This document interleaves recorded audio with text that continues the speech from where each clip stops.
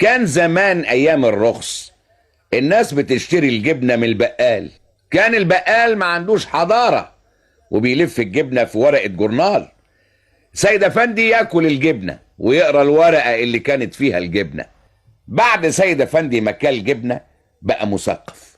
من يوميها حب الثقافة، لقى طعمها زي طعم الجبنة البيضة، من غيرها الدنيا مش حلوة. ما علينا. سيد افندي بعد ما بقى مثقف بقت له افكار مختلفة. مراته بتقول له مرة: ايه رأيك في خالتي يا سيد؟ قال لها: لسانها زي السكر. قالت له: يعني ايه؟ قال لها: يعني لسانها حلو لكن مؤذي. مراته ما فهمتش. قالت له: انت بتتريق عليا يا سيد؟ قال لها: عيب انا اتريق عليكي؟ انت معلوماتك ناقصة. السكر حلو ولا مش حلو؟ قالت له: حلو. قال لها: تعرفي انه مؤذي ولا مش مؤذي؟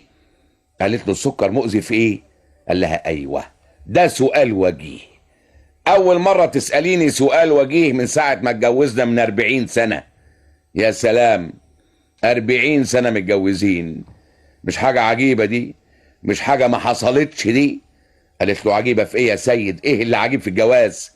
سيد افندي قال لها: 2 مؤبد، بقالنا عايشين مع بعض فترتين مؤبد.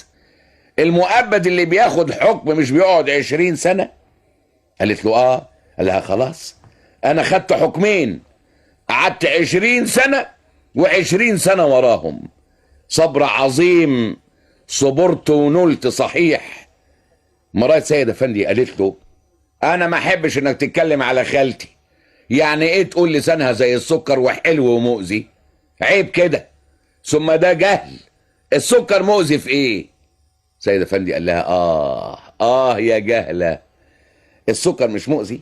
انت مش مثقفة، ما بتقريش، لكن انا بقرا، انا مثقف. انا اقول لك السكر مؤذي في ايه. من كام سنة السكر نقص في اسواق لندن. طلعت الجرايد تاني يوم الصبح وهي بتهني الناس على نقص السكر. قالت لهم: كويس قوي ان دي فرصة نريح جسمنا من السكر اللي بناكله طول النهار مع الشاي.